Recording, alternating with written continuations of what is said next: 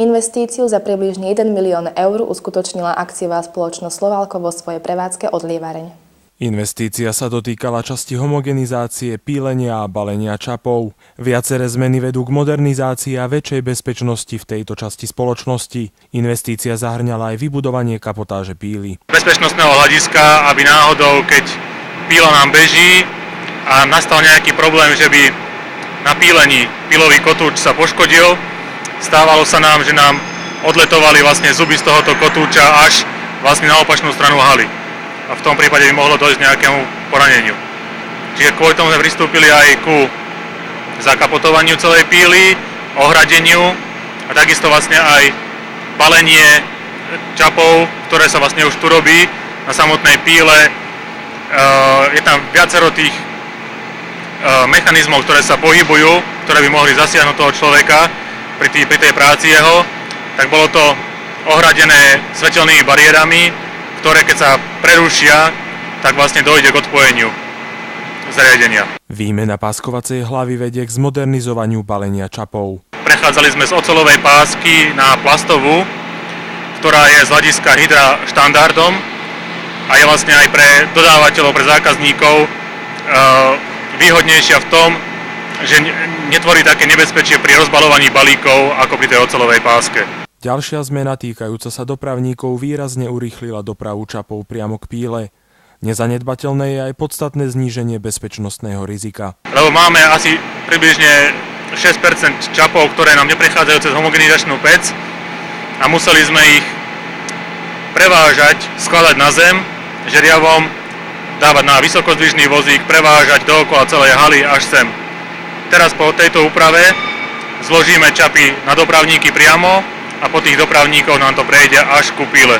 Dopravníky aj homogenizačná päť sú po investícii ovládané od seba nezávislými počítačmi, čo je v prípade poruchy výhodnejšie. Poslednou časťou investície bol presúvny vozík ku homogenizačnej peci. Presúvny vozík, ktorý presúva čapy vlastne z výdržovej časti, že sú horúce čapy, do chladenia a tie čapy sa predtým presúvali pomocou valčekov.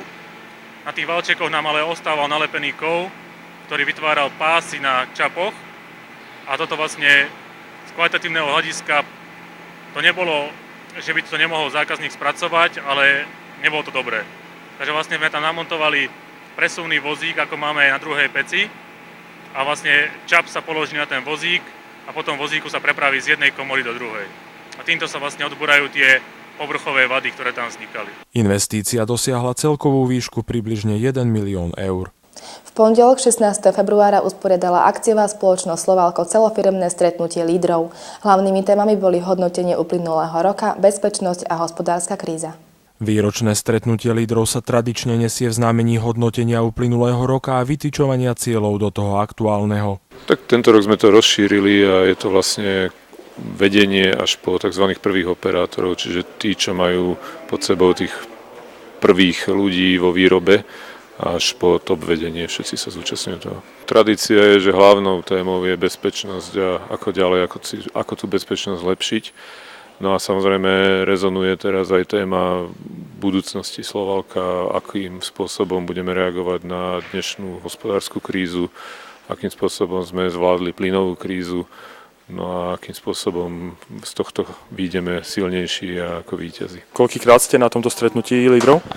Tak ja už viackrát, lebo robím v podstate na takej pozícii, že som zodpovedný za bezpečnosť na údržbe, takže mám na starosti aj nejaké to vzdelávanie a pôsobenie na pracovníkov. A s dnešným stretnutím, ako ste spokojní? Tak zatiaľ to iba začalo, vypočuli sme si prezentácie riaditeľov aj v oblasti bezpečnosti, aj čo sa týka ekonomickej situácie. Myslím si, že dobrým smerom sa to uberá. Spokojný a som úprimne prekvapený, že sa dostávajú také informácie, ktoré vlastne potrebujeme, ktoré, dajme tomu, sme nevedeli ako z priamych zdrojov. Stretnutia lídrov akciovej spoločnosti Slovalko pokračujú aj v nasledujúcich dňoch. V stredu 11. februára sa v spoločnosti Slovalko uskutočnil samohodnotiaci audit. Audítori z materskej spoločnosti Hydro sa zamerali na bezpečnosť, ochranu zdravia a ochranu životného prostredia. Na interný audit dohliadala riaditeľka HSS divízie Aluminium Metal materskej spoločnosti Hydro. Podobné audity zamerané na bezpečnosť práce a ochranu životného prostredia sú podľa jej slov pre spoločnosť veľmi dôležité. It means that Hydro as a corporate Znamená to, že Hydro ako korporácia s množstvom závodov po celej Európe a vo svete si musí preveriť, do akej miery dodržiavame zavedené interné postupy a štandardy. Takýto audit sa uskutoční v každom závode Hydra a nakoniec si to zosumarizujeme a porovnáme, aby sme zistili, ako na tom sme. sum up and compare how well we are doing. Cieľom podobných auditov je získanie dostatočného množstva informácií o danej problematike. That we shall get enough information to know Aby sme vedeli, nakoľko sme zlepšili naše správanie a štandardy tak, aby pre nás zostali dobrými a efektívnymi nástrojmi pre bezpečnú prácu v našom priemyselnom odvetví. tools for us to work safely in our industry. Regionálny futbalový výber chlapcov do 14 rokov bude aj v tomto roku reprezentovať spoločnosť Slovalko na 37. ročníku turnaja Norway Cup. Záujemcovia o účasť v tíme môžu podávať prihlášky do 15. apríla. Na prelome mesiacov júl a august 2009 sa v norskom hlavnom meste Oslo uskutoční v poradí už 37. ročník medzinárodného futbalového turnaja Norway Cup. Tým spoločnosti Slovalko sa podujatia zúčastní v termíne od 22. júla do 3. augusta. Podobne ako v uplynulých rokoch je kritérií na zaradenie do družstva viac. Ten výber už je viac menej tradičný, to znamená, že najdôležitejší je prospech, samozrejme slušné správanie a v neposlednom rade samozrejme aj dobrá futbalová výkonnosť. Tým Slovalko bude už tradične štartovať v kategórii U14. Do výberu sa tak dostanú najmä chlapci narodení po 1. januári 1995.